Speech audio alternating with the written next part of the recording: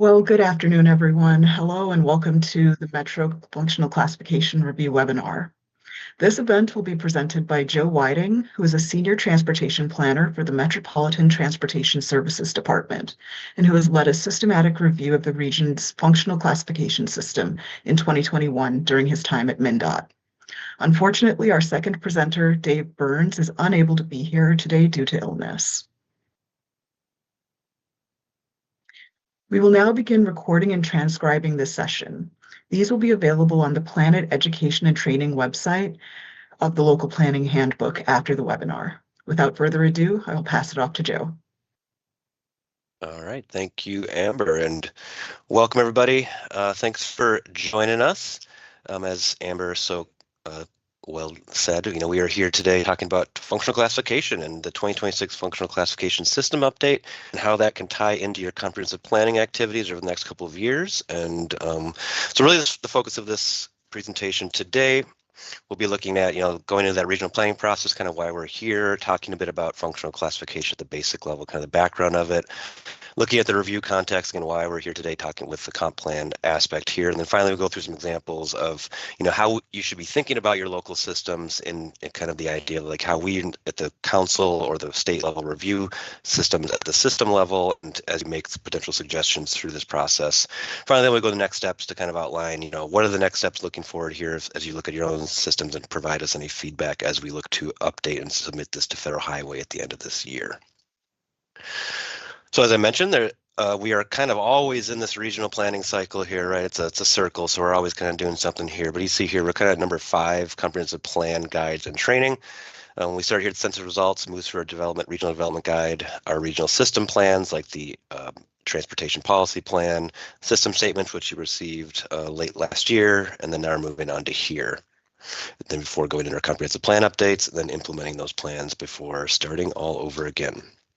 I won't read this out here, but PlantIt is really an education and training resource for our communities as they look to begin developing their comprehensive plans for the 2050 update cycle. We're here at the staff level to help with any sort of questions or any feedback you need as you develop these plans, and also develop some of these webinars and trainings to help you then think about your planning as you get into it before you do so. Real quick there, I want to start here at the background level, so kind of the basics of what functional classification is, kind of why it's something that's developed by the federal government, and then we'll move on to kind of how to review your system at your local level. So federal functional classification is guided by federal regulations 23 CFR 470-105, which outlines state DOTs are responsible for developing and updating the statewide functional classification systems. Here at the MPO, we are working with MnDOT to review our regional system in conjunction with their statewide review of the system. State DOTs then submit these results to Federal Highway, and then Federal Highway ultimately approves all changes in the country for functional classification system. As we know, roadways serve many purposes, from both long distance travel to neighborhood travel, and the functional classification system identifies kind of each roadway in that system and how those roadways are handling that sort of travel. Functional classification helps determine regional funding allocation as well, as I'm sure most of you are aware, for roadway projects. Federal Highway identifies collectors and above as generally eligible for federal funding.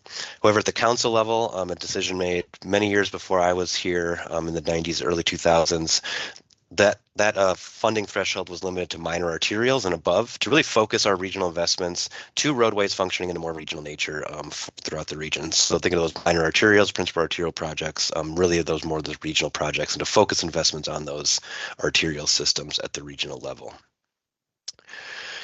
But kind of the classification's basic purposes, it really serves 3 basic purposes: your efficiency, standardization, and funding, as I mentioned. You see here, all roadways provide some sort of level of access and mobility, right, all the way from most access at your local level to most mobility at your interstate level on this kind of continuum here.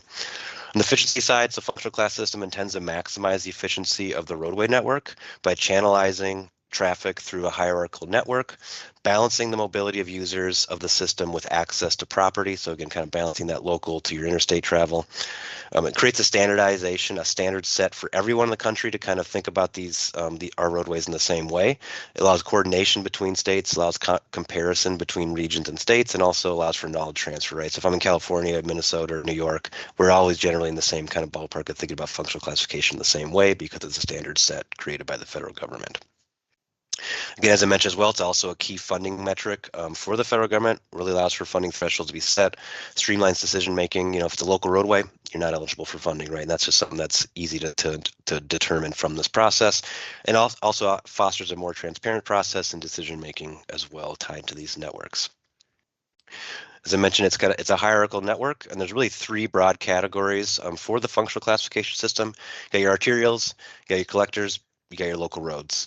In addition to that, you have your two area classifications, urban and rural. We'll look at what that looks like in a later slide. But generally here, you can understand all roads kind of fall under here. You got your arterial, your non-arterial roadways. Your arterial roadways are then split between your principal and your minor, so minor arterials and principal arterials. Your principal arterials are further split up between limited access, so your interstates and your freeways, so no real direct property access, versus your full access arterials, which are your other principal arterials, which provide that direct property access. On your non-arterial side, you've got your collectors and your locals, and then those collectors are split between major and minor, depending on the regional function they serve in the system. I just want to include this slide here too, is one of the key aspects we consider at both the MPO and the DOT level is system balance. So as I mentioned, this is a balanced system that's got to kind of balance the needs of access and mobility throughout the region. And so Federal Highway provides guidance kind of thinking about these systems and percentages wise of the full system. It really identifies your principal arterials to be about 5 to 10%. You see here we're at 4% for the region, a little under, but that's made up in the outstate areas. On your minor arterial side, they really identify minor arterials to be anywhere from about 10 to 15% of a system, and our minor arterial system in the region is about 13%, so kind of right there in that sweet spot. Your major collector level, anywhere from about 7 to 15% for major collectors. We're right there in the middle there at 9%, and your minor collectors anywhere from 5 to 15%, and we're there at that 7% level with that. Local roads are going to make up the majority of our roadways, and 67% of our roadways are made up by local roadways. So you see here, generally from the regional level, we're in those thresholds that Federal Highway sets for those guidance for those various classifications. However, there's always room for local nuance and things like that, which is why we're going through this review process again today. So before we get into those kind of key things to look for in your local review, again, setting a little more context here, kind of why we're here today, talking about functional class today, and connecting this with our PlantIt training resources. So we saw that kind of that regional planning wheel that kind of never ends really is triggered by the census updates. So our functional class review is also triggered by the decennial census updates. So every decade the census is updated, and that update includes an update of the urbanized area boundaries, which then trigger what we're doing here, our functional classification review. So as you know, the census was conducted in 2020. The census was finalized 21. Our urbanized area boundary updates were approved and adopted in 2023, and now we're here today kind of looking at our functional classification system again per that review requirement triggered by the census. You may remember me talking about this a couple years ago at my role in MnDOT. So I want to call that out as that was a pretty major and whole-scale review of the metro area, which was done in 2021 and 2022. But that was in response to the 2010 census. So we're a little bit behind, and so this review hopefully will have less of a lighter lift because we did a pretty major overhaul a couple of years ago in response to a pretty long ago census. So hopefully this time around it'll be a lighter review needed, and kind of we did the heavy lifting on those classifications a couple of years ago. Now we're just kind of coming in and making sure we're getting everything and we're getting all those things cleaned up. I have a link here. Another important update here is Federal Highway did also release an update to their 2013 guidance in 2023. It's not a major update, but it is a new update to their guidelines, and so that's a link here if anyone hasn't seen that yet. We'll be sending this presentation out with these links as well following this. So as I mentioned, the review today and through this year should really be covering any new urbanized areas. If you're in a community kind of on the urban edge, if you've got new urbanized areas, you should start looking at some of those new roadways in those urban areas. Any new roadways that have been completed, right? So if you've got a new roadway that hasn't been classified yet, we should be looking at that for potential classification. And any needed classification shifts from any major projects or any sort of major changes on your roadway system at your local level, to new traffic generators, new considerations like that, new projects which change the nature of a roadway, are what we really should be focusing on this review period this time around. Now looking at the comprehensive plan side of this. So we do have different expectations for the 2050 comprehensive planning round than we did for 2040. Communities are only required in 2050 to show the existing system in their plans for 2050. The previous update also required communities to show what we call a planned functional classification system. So we're really narrowing it down this time, our requirements, because it seemed like last time there was a little bit of a confusion over what planned and existing meant. And so we had some communities conflating those two terms and submitting roadways, which maybe they're planned to be an arterial in the future, but aren't functioning as one today, and identifying those as arterials today. So we're really looking to focus this on what is today, like what does your system look like today? How is it operating today? What are the impacts of it today? We do also encourage, you certainly can still show a planned system in your comprehensive plan for 2050, but these plan systems should really only be for planning purposes, right? So as you look at your long-term land use plan, how those roadways interact with that. But are not the official functional classification system maps, and shouldn't be thought of as such. The existing conditions system covers existing conditions of roadway. So what are the traffic volumes today? What sorts of traffic are using it today? What sort of access do you have on that roadway today? And kind of things of that nature. How is a roadway designed today? In addition to that, program projects. So if you have something in your CIP over the next 5 years that is a program project that you've identified the funding for, that does change the nature of that roadway, that can be considered an existing condition of the roadway. It just has to be clear that it's something you've got in your CIP or your STIP or your TIP, and that is actually going to be something that would actually be happening to change the condition of the roadway. As I mentioned, that minimum requirement then is to describe and map the roadway functional classification system in your community, including identification of all classifications. To get more of your plan is what we're kind of here today for, right? The existing roadway system may be different from what you saw in your system statement. So as I mentioned, that system statements came out last year, and I included your functional class system at your local level. This is the process here. If you notice anything in that system statement, they said, that roadway doesn't seem right. That should be something else. This is the time to come to us and make that suggestion and say, hey, this roadway maybe is more of an arterial than a collector or a local or something like that. And we can then make that review process before we submit to Federal Highway at the end of this year. With those changes, you will then be able to use those new maps in your comprehensive plan, and they may look different than your system statement. Other things, your system statement, that's kind of what you put in your plan. This process, we're allowing you to suggest changes, and if those changes are approved, then you can include those in your comprehensive plan moving forward. So with that said, we'll kind of move forward now onto how to review your local system. So, how do we at the state and regional level review system requests? What are the main considerations we take in, and kind of how you should be thinking about that at your local level to then work with us here through this next couple of months here to identify any changes to your local system. So as I've mentioned many times, roadways serve two primary functions, right? They serve access and they serve mobility, right? And those are the two things they're doing kind of at a continuum on either end. All roadways do provide this to some degree, but it is determining a roadway's primary purpose, which helps actually classify that roadway, right? Everything's going to do both those aspects, but what's the primary purpose of that roadway and what's it really functioning in the system?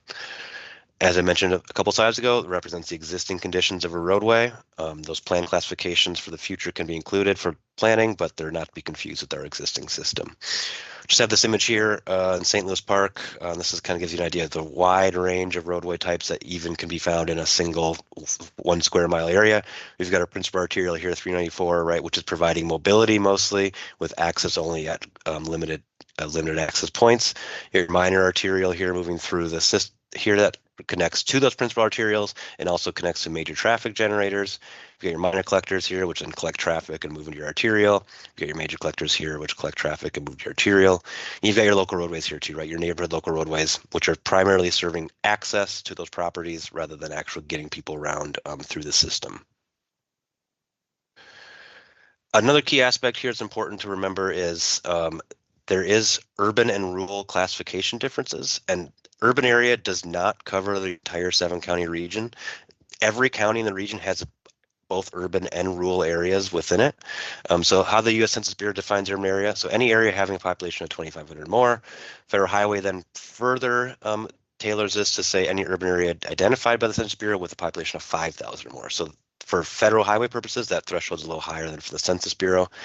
With that information they get from the census data, though, they create urban area boundaries, which are updated every 10 years. Then those are submitted to us at the MPO, which then we do a process called smoothing those boundaries to make sure we're not kind of having jagged lines cut through roadways or things like that.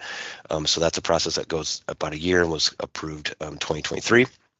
And we have what are called urbanized areas on top of that, which are a subset of urban areas, which larger populations. Rural areas are essentially anywhere that's not an urban area, right? We've got urban and rural. So if you're not in an urban area, you're in a rural area. And these urban area boundaries really distinguish between rural and urban functional classification.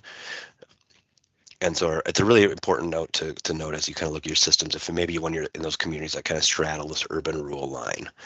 We can see here, so this map here kind of shows you that boundary from the urbanized area to the rural area. So that blue line represents the urbanized area. As you can see, every county is both rural and urban, even Hennepin a little bit here. So I should say actually every county but Ramsey. Sorry, Ramsey, didn't mean to forget you there, but Ramsey County is fully urban, but every other county has some urban and rural areas. Urban areas follow development between censuses. So as your communities are building out, so you're in a Lakeville or a Blaine or a Shakopee or something, right? As your community builds out, those urban area boundaries kind of follow that build out of your community as it shifts land use from more of that agricultural rural land use to the more of that urbanized land use. So it's going to be really important to review in areas newly within that urban boundary. So again, kind of your fringe suburban areas that are developing over the last couple of years, and also to collect any new roadways developed for those areas as well. So we're getting those in the system, and also any big changes in kind of those urban areas too, where you see maybe a 2-lane roadway which has been expanded to a 4-lane roadway. Is that now an arterial, right? That's a question we will be asking through this process as well. So with that said, there's really a couple of key factors that we look at kind of from the system level to kind of think about these requests and review these systems for the functional classification system in the region. First one here is spacing. So spacing is a key aspect for that channelization hierarchical network of the classification system. So similar classifications should generally not be directly adjacent to each other, depending on the context and the classification. So as you go up that classification tree, right, to your principal arterials, minor arterials, the less likely those roadways should be kind of directly adjacent to each other. They should be traffic should be filtering into them from collectors from local roadways, and they shouldn't necessarily be doing all the work themselves. We also potentially, is there a lack of classifications in a community? So every community should really have the full range of classifications within it to support that regional system and the varying types of travel that goes on in those communities, right? So if you just have an arterial and local roadways in your local system, there's probably some roadways performing more as collectors or things like that that actually channelize that traffic to those arterials are just not identified yet. Border discrepancies is another one we see, generally ideas classifications should not be changing at a municipal or county boundary. A roadway, just because it goes from one city to the next, isn't really changing its nature. It may be changing its nature, but it generally isn't. Stubs, so a stub would be a dead end roadway or some sort of classification end that doesn't seem to make a ton of sense from the system perspective. Traffic volume, so we've got traffic volumes on all of our MSA roadways, so higher classified roadways generally should see higher traffic volumes. Consistency, so classification should be set on a consistent basis, right? So if you've got a roadway that's a collector with 5,000 vehicles and 3 lanes of 3 lanes of traffic, generally those should be fitting together in the same way, in the same kind of logical framework. Additionally, there's other factors which we're considering, so those are things like intersection design, roadway geometry, the length of a route, system connectivity, and other typical user types. Think of your transit, your freight users. That said, we'll kind of go into the details on some of these to get an idea of kind of what we look at here. So that spacing example. So as I mentioned, spacing, roadways should be spaced to kind of make that system hierarchical network work. So minor arterial is really kind of the key one here. I think that's one we, obviously we got a lot of people want their roadways on the minor arterial network to be federally funding eligible, but generally the spacing varies by context. So in your urban downtown core, you really, you've got the most traffic needs, you've got the kind of the highest generator traffic. Those can be very spaced closely together. As you move to your more urban areas, right, half a mile to 1 mile, as you move out to the more suburban context, 2 to 3 miles between minor arterials. And then your rural areas here, I just want to point this out, really minor arterials should only be connecting cities, towns, or major traffic generators in your community. We have an example here from Douglas County out in southwest Minnesota, but you see here our principal arterial kind of running east to west, and your minor arterials connecting those towns to that principal arterial. So those are the work minor arterials do in that rural area. They aren't really a spacing guidelines, but they're really just generally connecting towns and traffic generators. As I mentioned, we should avoid, if possible, situations where adjacent roadways have the same classifications. Local are going to be the exception. Obviously, locals can be adjacent as much as you need them to be. They're providing that property access. But as you kind of move up that chain, the spacing should be greater and greater. There may be exceptions to this, and any rules we really are these are guidelines, they're not strict rules. However, we really should be documenting these and have well-reasoned reasoning why we have these. Just that, so as we have these submitted to the federal highway, if they have questions, right, we can understand why we made that change to that classification. We should also not be over-classifying roadways, so to work around for another issue. I mentioned the funding issue. I know that's near and dear to a lot of people, but we shouldn't just be setting minor arterials out there just to make roadways eligible for funding. They really do got to be representing kind of the real existing conditions of that roadway as well. Another example here are border discrepancies. So as I mentioned, functional classification changes at a county or municipal border. Typically, these really happen in the last planning round. There was these examples here from last planning round, these have been fixed. So if you're in White Bear Lake or Vadis Heights or Shoreview, this has been fixed, but we just use as an example of kind of what we saw in the last planning round.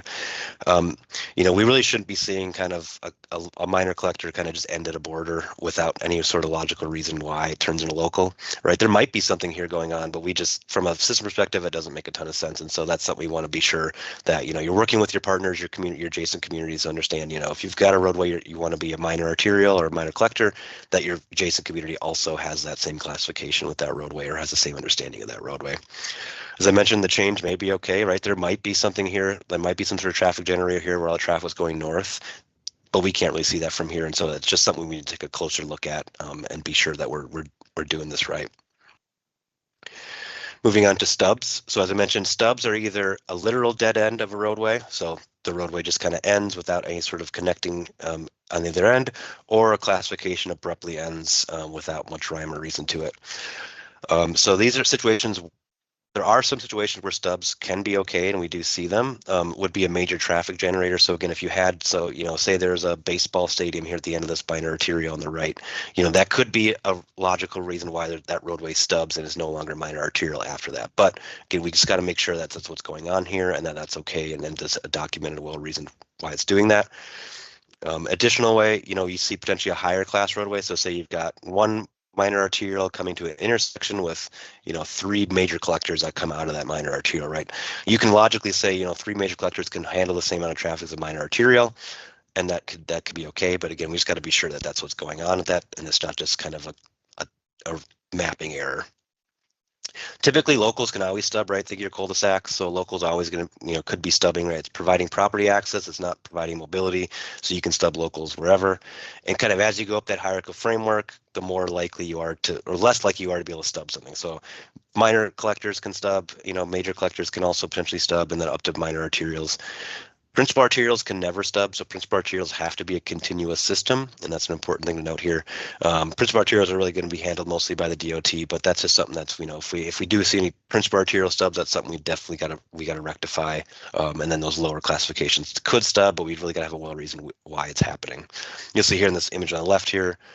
This is also a previous example from a previous study, but we had 2 kind of minor arterials that didn't quite meet each other, right? That existing condition wasn't there yet for minor arterial. Obviously, they're planning on making that minor arterial in the future, but until those roadways kind of connect here, we can't call that a minor arterial until this project actually connects these roadways. So we had to say, nope, that can't be minor arterial. That's stubbing. It doesn't actually connect through. We've got to classify that something else for now until you're ready to actually build that connection. Another key aspect here from reviewing is really the traffic volume consistency. So as I mentioned, consistency between, in the region of how we're classifying stuff is really important. So you can see here, traffic volumes, you should never really be seeing local roadways with more traffic than collectors. You shouldn't really be seeing that, right? So if you're seeing a roadway with 2,000, 3,000, 4,000 vehicles a day on it, and it's classified as a local roadway, it's probably not functioning as a local roadway, right? If you got that many traffic on it, so we should be thinking about those as updating those for classification changes. Similar with arterials, right? If you see a minor arterial in an urban area with 1,000 vehicles a day, it's probably not operating as a minor arterial, right? It's probably operating as a collector. So just thinking about that as more of a consistency aspect. However, with that said, Federal Highway understands that every local area has nuances, which is why we want to empower our local partners with kind of reviewing your local systems and giving us kind of feedback. Is like, it's an art. It's not always going to be the same, right? There could be things going on a roadway that does actually make it different and does mean it doesn't really need to meet these strict kind of guidelines here. So you can see here in urban areas, federal government provides for Minor arterials should be anywhere from 4,000 to 14,000 vehicles plus. That could be on a minor arterial. Your major collectors and minor collectors actually bleed over that a little bit, right? So 3 to 6,500, 1 to 4,000. Your locals anywhere from 0 to 1,000. But again, it's definitely a nuance here. It's not necessarily a hard science. It's more of an art, kind of figuring out how these things work.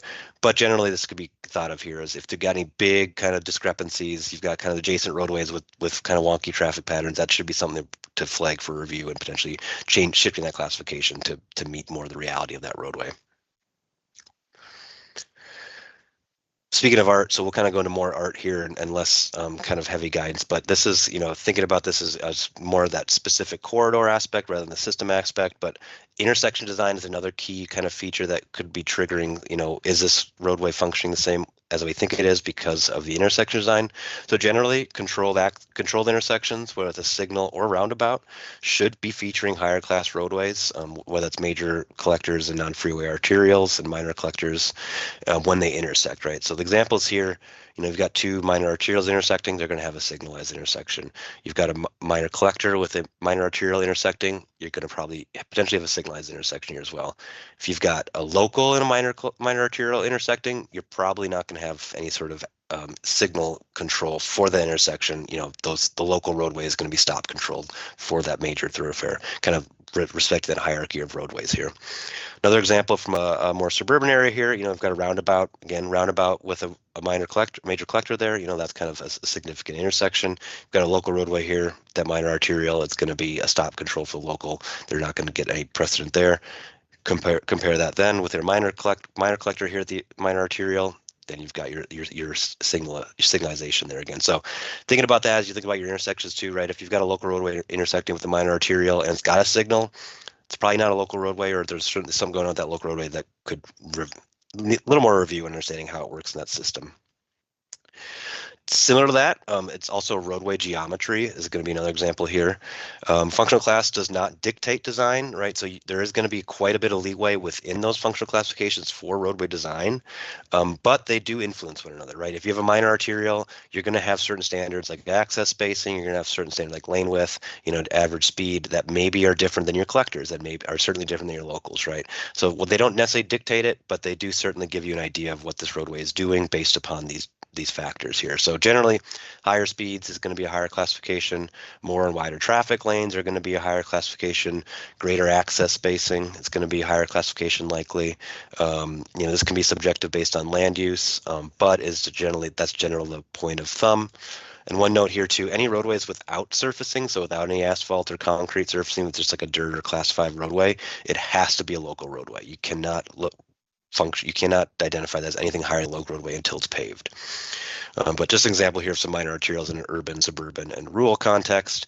You see that urban area here, kind of lower, closer access spacing, but generally still that more travel lanes, wider travel lanes. You get your major transit infrastructure. More of your suburban section here, you've got wider access spacing. You've got kind of those bi-directional travel, things like that are put in place to have safer, higher speeds. And finding out your rural section here, which is going to be the widest access spacing.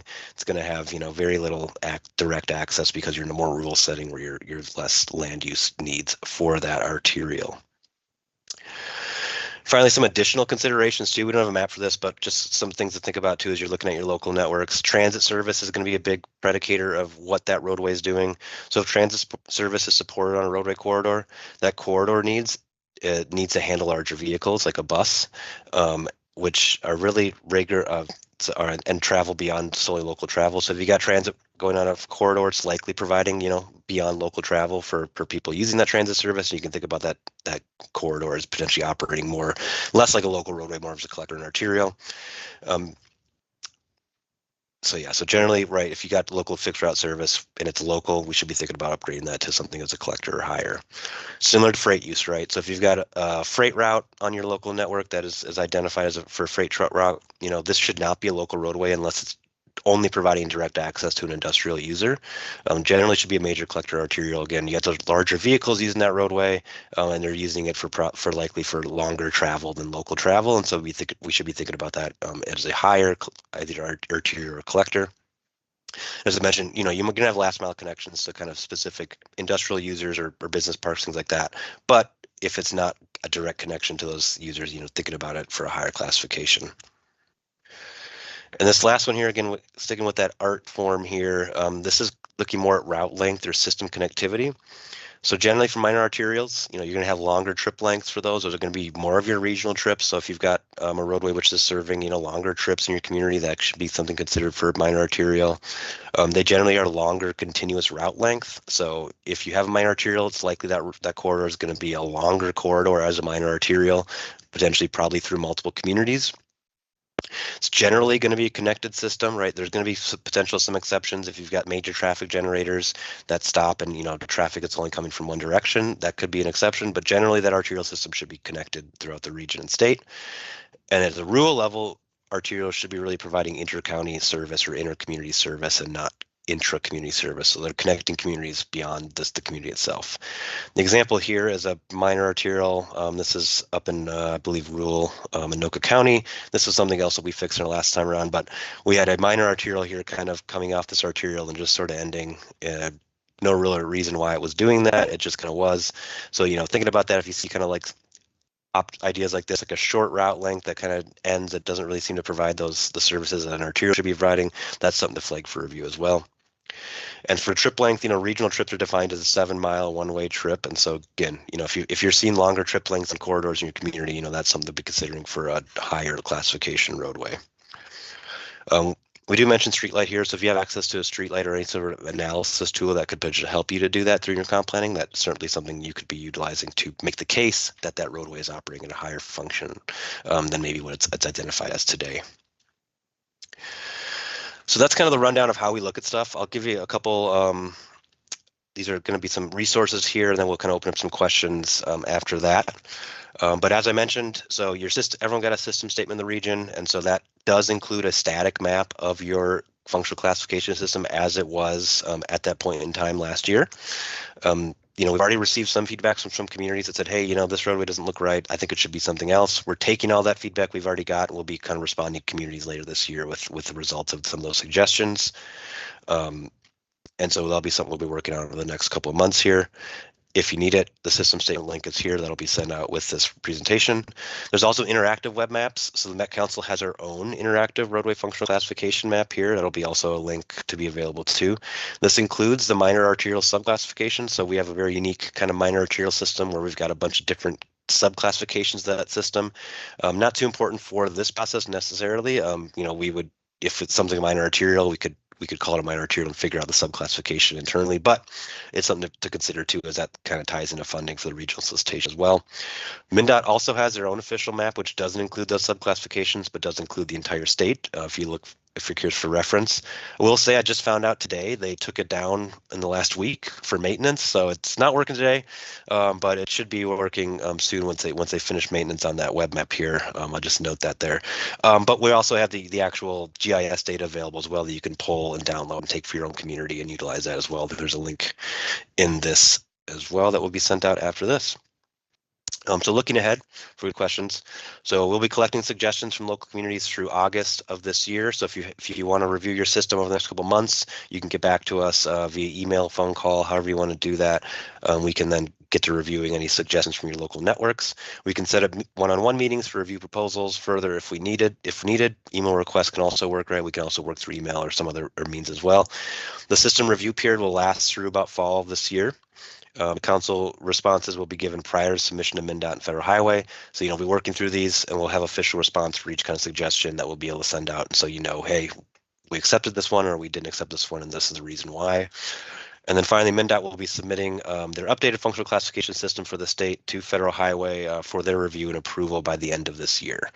So it's something we got some time here in the next couple months to kind of review these and work through any changes or suggestions that you have. As I mentioned again, any changes that we accept through this process, you can then put those on your comprehensive plan, even if they aren't the same exactly your system statement. So this is a process again to update that beyond the system statement. So we are really capturing kind of what's going on in your local communities in 2026 for your comp plans. That said, I can open up to any additional questions anyone might have, or otherwise, we'll be available throughout the year.